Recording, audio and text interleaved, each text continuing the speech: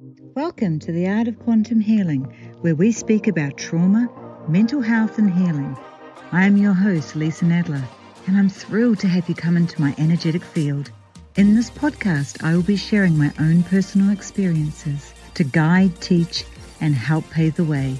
We'll also be welcoming so many other divine souls who have overcome trauma and found happiness, health, wealth, and next level abundance through mind, body, and soul connection. My mission is to help women high vibe and thrive with inner peace, passion, and purpose. Hello and welcome to this week's episode, where today we are going to be going deep and talking about basically me. And I'm going to be sharing my story. I got a little disclaimer on this one. Just note that there may be some triggers, as I always share a piece of my journey about addiction, sexual abuse, mental abuse, abandonment. So if you're not ready, please just listen to this when you are. So basically, about me, I am 49 years of age. I grew up in the land of the long white cloud, New Zealand, from a very poor upbringing, but a very loving family. My mum seriously was one of the strongest women I knew. Deep down, she just had the biggest heart and she taught me so much. I had a very deep love with my brother. My dad, my birth father, left the day I was born. My mum told me a story about him coming into the hospital where she had me in her arms, and he basically said to her, "I'm leaving you." And she couldn't do anything. I was 3 months premature, so I was only a little bubba, and I was in the hospital for a couple of weeks. So by the time she left the hospital, there was no father. I don't remember him at all. Apparently, I had a little bit to do with him, but yeah, this brought on the first part of my very deep abandonment. Massive abandonment came from that, and it had a big flow-on effect in my life. My mum even used to say, which is really funny, that I used to run up to men in the supermarket and grab onto their legs and go, "Are you my daddy?" Oh, she was so embarrassed. "Are you my daddy?" She'd be just like, "Oh, good grief." All I wanted was a male figure in my life. And I had my brother, which was great. It was really, really beautiful. I had my brother and he became a lot like my father. And we grew up very poor, but we grew up very happy. And we moved from a place called Hamilton in New Zealand to a place called Auckland because my mum had to find work. And I'd have a lot of hand-me-downs from my brother. I'd eat a lot of baked beans and we'd eat a lot of mince on toast and things like that. My mum worked 2 jobs so she could feed us, but she did it with such an open heart. And I remember saying to her sometimes, "Have you eaten, Mum?" And she'd be like, yeah. And I knew she wasn't. She was like this. She was a thin little thing. Well, actually, she was tall. She was about 6 foot. And then she met her next husband and she remarried. And things weren't too bad to start with. Things were okay, but he was a deep narcissist. So it was a place where I watched a really beautiful man turn into what I would call quite a monster. There was a lot of physical abuse, a lot of mental abuse. I didn't like, my mum would say, "You be careful when your father gets home." And then I would just go into a massive panic and I'd hear the belt come out and him coming down the hallway. And yeah, so it was a tough time growing up. I mean, it taught me a lot of strength, but that's when the mental things started to happen for me. And I remember walking across, my mum told me the story, I was walking across the lounge and I had a cup of tea for her and he just said the simple words of, "Don't you drop that." And I started shaking. And I dropped it. That's how much I was scared. And that's when Mum realised that this is not normal. There's something not quite right here, because she wouldn't see a lot of it. And then also around that time, we used to have, when Mum married my stepfather, we had a nice amount of money coming in, and then he started gambling, and then he started heavy drinking, and then the money just went. So I went from having a really healthy money mindset, money, how I was with money, to really hating money. Like, money caused problems, the things I was programmed around money in my household was that, people are assholes that have money because they must steal from you, because my dad was always going on about, "Oh, that person stole the money from me." There was always an excuse. And then we found he was quite a chronic liar. So it was was just like this man that had brought me up ended up being completely different to what I believed. So my trust issues and around men really sunk in, really shaped a lot of what I was like growing up when it came to men in my life. And then when I think about it, and I was going to touch again on money, because money is such a huge impact in our life, because money is quite a focus for all of us. We think that when we have money, we'll be, when I have money, I'm going to be happy and all this sort of carry on. And I would always reach a certain level in my life where I couldn't actually get over that money. And I started remembering back to all the different money things, the conversations around money that we would have in our house. And, my mum would always say, oh, there's only just ever enough money to go around, and you don't need to get any more than you spend, and money's bad because people who have money are bad people because there's only certain money in the world. Oh my God, now I look back and go, holy shit. No wonder I was what I was like growing up around money. And I'm just emphasizing that because, it's a really beautiful thing to understand that how you are within your life is a lot of program that's happened when you were younger. And it's as we start to break down it, we can start to move into the next level of our abundance. But I also realized I took on a lot of his ancestral stuff, a lot of his beliefs, a lot of my mum's belief. My mum, bless her, I love her to bits, but she was a A-class victim. She lived in poverty. She lived in scarcity mindset. She lived in struggle. So our whole life we were struggling, always struggling. So my foundation, although it was very loving and such huge, there was no lack of love and cuddles from my mum and my brother. It was a very, I'm going to use the word toxic environment. It was quite a toxic environment to be in, with programming and beliefs and different ways of being. And when I go back and I look at my grandmother and I look at my great-grandmother, they were exactly the same. We'd go out to a restaurant, on those ones where all the food's out, like a smorgasbord, and my grandmother would get the napkins and put food in and put it in her bag. And I remember her doing this right when I was little. So it was like, oh, okay. And she would take that home and she would live on that for the next couple of days, and she wouldn't put her heater on, because even if it was freezing, she wouldn't put it on, because she had that. As a lot of my grandparents' generations, they grew up with war. They grew up with not much money. So it was however you could save $1, you saved $1, not believing that you could actually make as much as you wanted. And then when I was about 11, 12, my mum got out of that toxic relationship from my stepdad. She realized exactly what was happening. And it was a horrible split. He tried to commit suicide a few times. And yeah, it was really, really uncomfortable. But when we came out of that area, I was probably, about 11, 12. And we spoke, my brother and I, we started thriving. We really did. It was a beautiful part of my life where I don't, apart from the victim and the constant struggle to try to get money to do anything, it was a really beautiful time in my life. School was hard for me when I went to school. I felt like I never fitted in. I was like the poor cousin. I had all the hand-me-downs, so it was always like everybody else had lots of money because we're in quite a rich area. And my mum also shared a story with me not so long ago about how I dumbed myself down. And I used to say to her, why I look at myself now compared to what I was, and I can't understand the difference of who I am and where I now am, and why I struggled so much at school. And she said to me that when I was young, I got caught doing everybody else's homework. Everybody would come to me, and I did because I wanted to belong. I wanted to be loved. I feared abandonment from my father leaving, and then even my stepfather was an asshole. I still had abandonment from that. So it was like, I don't want anybody else to leave me. I've got to do everything I can to fit in. So all these different masks came on, and I just played the part everybody wanted. And I remember I used to do everybody else's homework, and then I got caught. And the people that I got, and then the story started unraveling because I was a very honest person, and then all these other people got told off, so people didn't like me, and I started going down this, oh my God. So long story short, I dumbed myself down, and I started being very basic and not shining through to what I actually could, because I didn't want to be abandoned. I wanted to be liked by everybody. Our primary fear is belonging. And then, I love sport. I absolutely love sport. Sport was my place where I went to get away from everything. It was a place that I not numbed out, but I was who I could be. I could fully thrive. I was like in the North Harbour Reps with netball, basketball, I touched rugby, I was at North Harbour Rep, I loved it.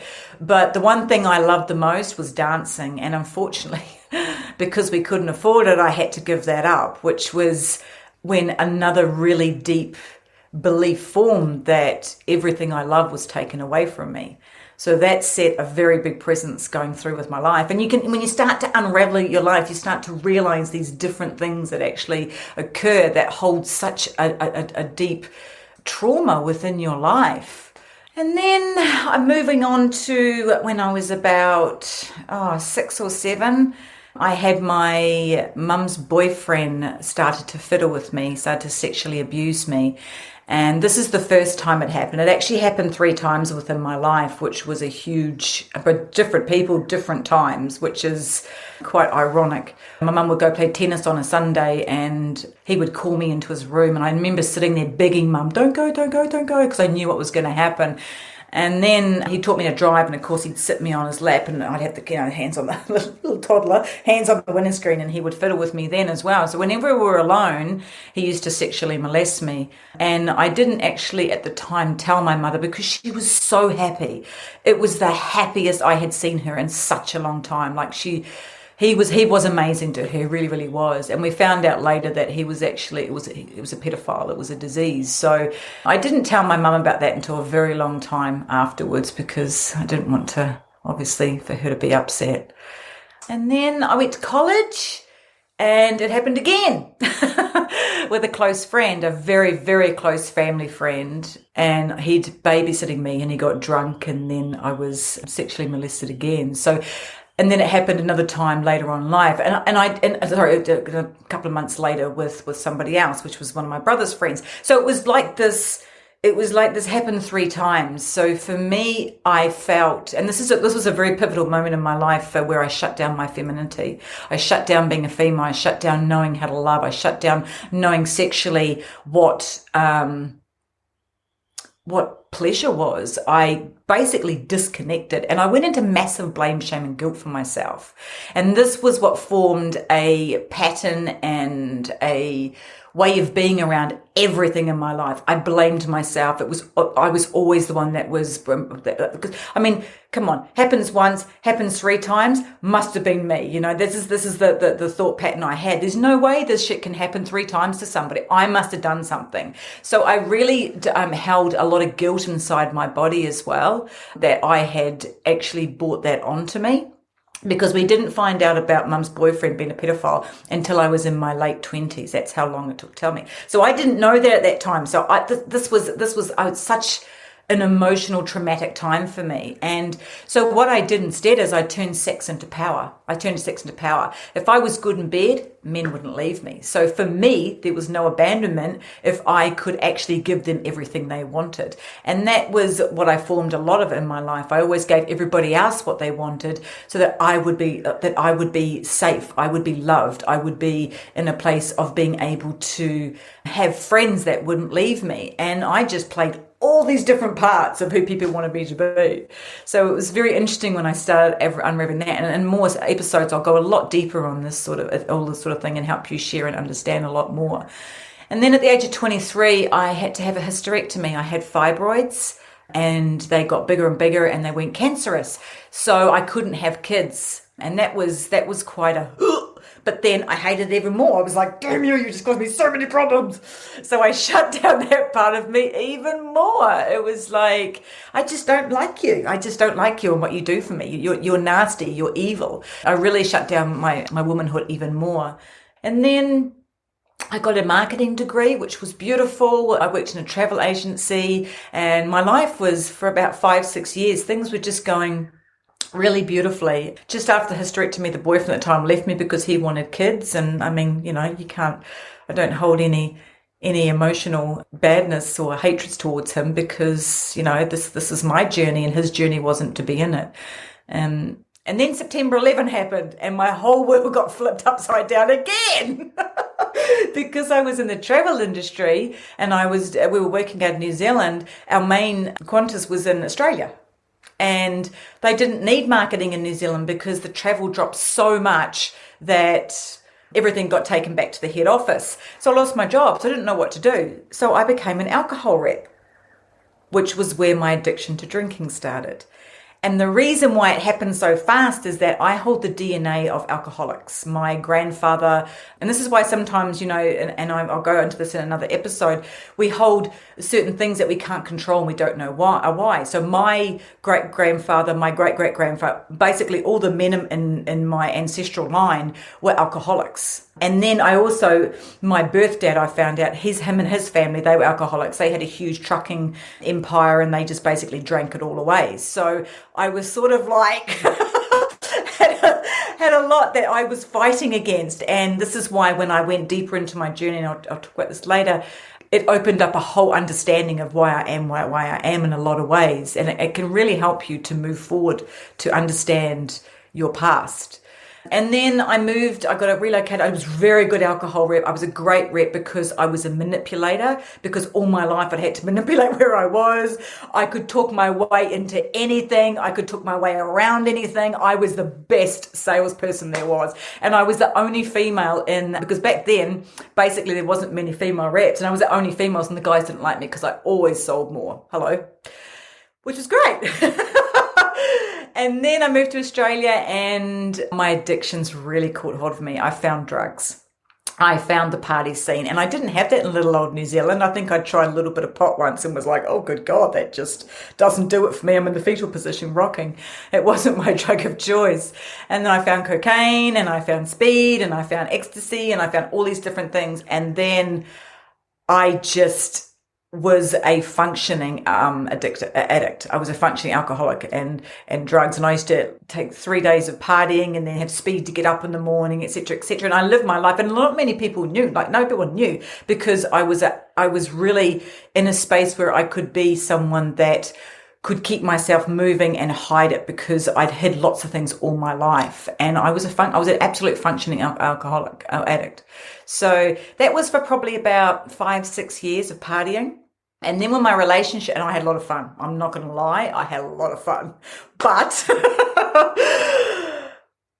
it soon caught up with me. 5-6 years of partying, it really caught up with me. And my relationship broke up. And then just before it broke up, I discovered I was having massive panic attacks and anxiety. And I thought I was having heart attack, ended up in hospital, only to discover it was panic attacks. And then I was introduced to my next addiction, Valium. Thank you very much. Great thing to give an addict. So I got hooked on Valium and I could not function throughout my day without having a Valium. I just could not function.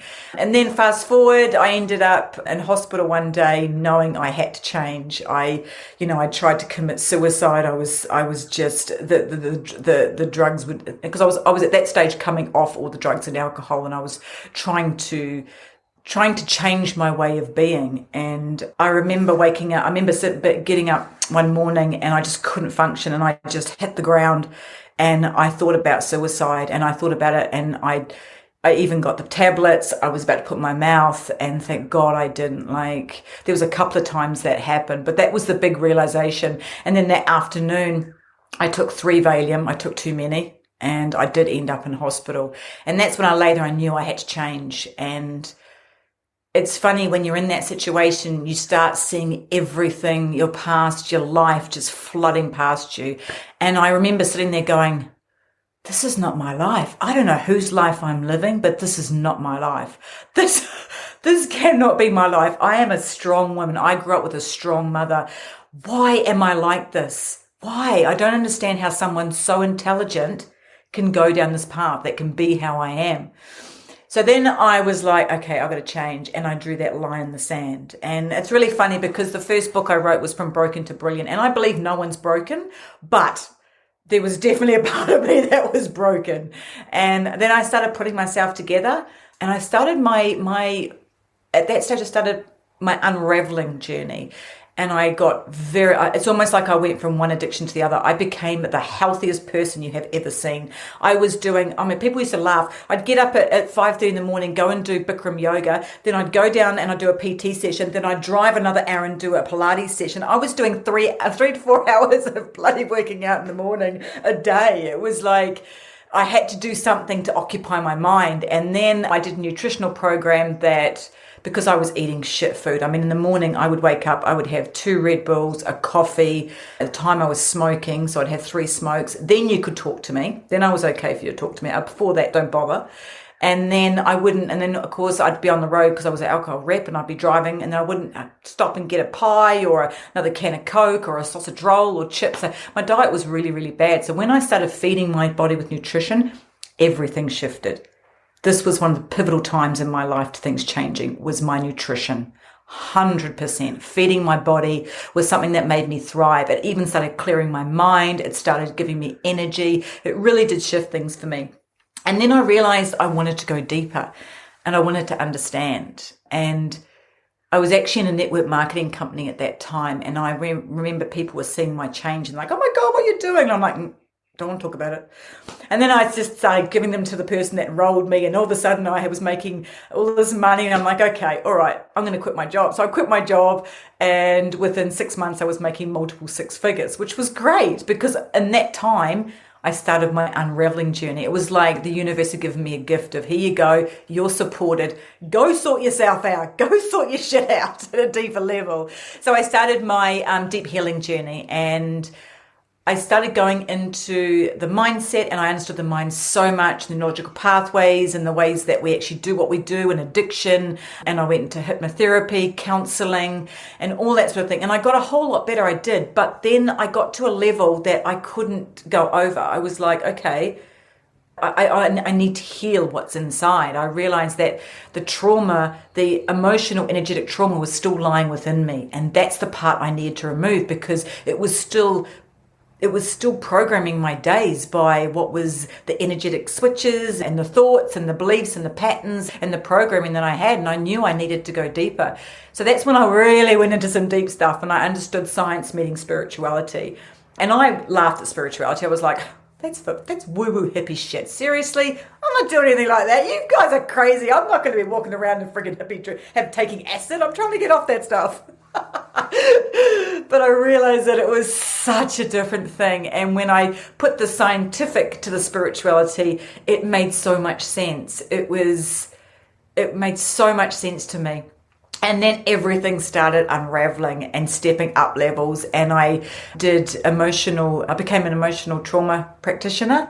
And removing trauma from someone's body became my thing, and it still is. It's one of the biggest things that I actually help with, is actually physically removing that emotional trauma, because that the trigger is why we are where we are. And that's why I can sit here and talk about sexual harassment, being sexually molested, abandonment, drugs, alcohol, and not have any emotional charge. I still feel, and I still have times where I definitely need to release something around it, but I'm consciously aware. I'm like an observer in my life, so I can allow it to go through with the tools that I have, and not in the basket case in the fetal position like I was on the bottom of the shower crying. And if I do, I snap out of it fast, I release it and I move on. So for me, there was a lot that had to be released from within, and there was a lot of self-doubt. There was a lot of afraid of being seen, and I could never quite reach that upper level, and especially with love and money. So for me, going down that path of unraveling everything at the deep level was just an absolute game changer. And I remember doing a session with a girl. It was a shamanic session, and it's one of the things that I do now. And she brought back a part of my soul that I had left behind, and it's called a soul retrieval. And I actually felt like I was me for the first time ever. And then I went and I did explosive sexual healing, and that's when I removed all the trauma that was actually trapped in my body. Because when we have a traumatic feeling, we actually trap it in our body, because that's what the emotional charge is. Then I started rewiring my subconscious and tapping and understanding that your heart is your second mind, and when to move between the two of them, and really understanding spirituality and going very, very, very deep on energy and frequency and chakras. And then when I had the session when I was doing the explosive sexual healing, one of the girls there that was healing me was a light worker. She spoke light language. language. She was a priestess. She was an incredible healer. She was an energy healer, and she activated my priestess, and I started singing and speaking light language. And then I started uncovering all these different gifts that I have, my channeling, my tarot reading, became a Reiki master teacher. And then I went even deeper on personal development, learning and healing. And I found my voice. I found my soul. I found my heart. I found the part of me that was missing, bit by bit, because we've got so many fragments that it's like looking at a castle. You've got a castle. And when you're a little child, you're running through that castle and you're opening up all the doors and you're so excited. Oh, what's behind this door? You're not scared that you're going to get hurt. There's no fear. There's no anxiety. There's no nothing. And then someone goes, oh, don't touch that. Oh, okay. And so you lock it up and you never look at that again. And then you more doors and you're getting really excited and you open up the next one and they're like, oh, no, money's evil. So no, don't have money. So you close it up so you don't look at money again. And then you keep going. So slowly, as a child, this is how I love to explain it. We close all the doors in our castle. So it becomes just like a narrow path with a couple of doors that, are the familiar. They're our programming. And when we can start to unravel that part of our life and we can start opening up all these doors and get excited again and bring back our inner child and bring it back to parts of us that we left behind because we were protecting them, we can really start to become us. And that's the fragments of us. That's the beliefs. That's the stories that we leave behind. And that to me is what I call activating our soul blueprint. One thing that I have done as well is I actually did quite a lot of business coaching. I became a life architect because I believe that your foundation, and this is all the work that encapsulates what I do. When you have that firm foundation, you can build as high as you want in the sky. But if your foundation, like mine, has lots of different things that just aren't what it's meant to be, you start getting cracks. So you try to go up and then you get brought down. You try to go up and then you get brought down. So for me, I love the word life architect because your foundation can be solid. You can go as high as you want in that sky. You really, really can. So I became an activator of women and I really helped them access the depths of their soul and bring out the courage and just find who they are.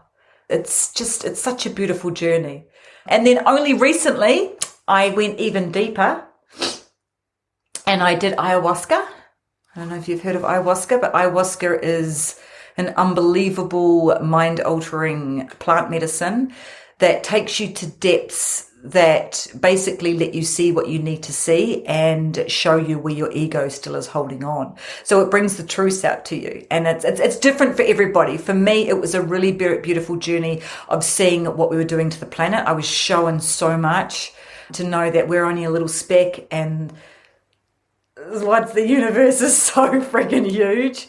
And I had a deep healing of a couple of different things, of more relinquishing the mind. That was one of the big things, and a couple of things. And I'll share that in another episode. And then about 4 weeks later, I didn't realize I'd said yes to this thing called Notarai. It was a plant medicine journey. And I didn't know what it was. I was just like, felt good. This is how I do now. If it feels good, it feels aligned, I do it. And intuitively, I'm like, yep. And then I found it before I did it that it was with the tree of wisdom. And you would sit for 2 weeks basically and stare at a ceiling, taking this plant, another different plant medicine. And I was like, am I crazy? I don't want to do that. I can't even sit still for 5 seconds, let alone sit still for that long. So, of course, I had to do it. I paid for it. I'd set up my room. I was all ready. And it was amazing. Absolutely amazing. It's like every part I've done, I have intuitively been led to. And I have known it was the right thing to do when I started my healing journey because I tuned into the feeling that it felt. And it just opened me up even more and it grounded me even more in my body. And I remember one day I had this massive fight with money. It was so funny. I mean, what else are you going to do? You're sitting around doing nothing. I had this screaming match with money. Like, you bastard, you always leave me. And when I started talking, I realized that what I was releasing is the anger around my stepfather, around my real birth father. He left. So I never had enough money because I never had enough love from him. And all this sort of thing. So that started unraveling. So that was the next thing I needed to go deep in. So it's really interesting when you start your journey. But for me, I am just so grateful that I said yes. It's not easy. It's not an easy thing to do, but it's worth it. It's worth all those moments of I look at where I am now and I look at how far I've come, and I'm still on this journey. This journey never stops. You're always unraveling. But when you can become the observer and you can hold the space for yourself, and you have so many other amazing people around you that you've worked with and friends, and your environment is very crystal clean of such beauty and heartfelt people, you can go deep because you have that support and you move through things very easily. I'm just so grateful that I took that time and I actually said yes to me. And if you're sitting in a space where you're thinking, oh, I've really got to look at that, but I don't want to, I absolutely encourage you to. I encourage you to find a support system, someone that you can stand beside. I always say when I work with my clients that I stand beside them. I don't stand in front. I don't look down. I don't stand anywhere else. I'm there to support them. And that's what you need. So allow yourself, because know that you are enough. You've always been enough and you always will be. And you can always reach whatever heights to your life that you want. And I am absolute living proof of that. And I'm still going. I'm still unfolding. So that is my story. Thank you so much for listening. I look forward to bringing you the next episode. I think there's going to be one a week, which I'm very excited about, and I send you so much love. And remember, your past does not define your future. You do.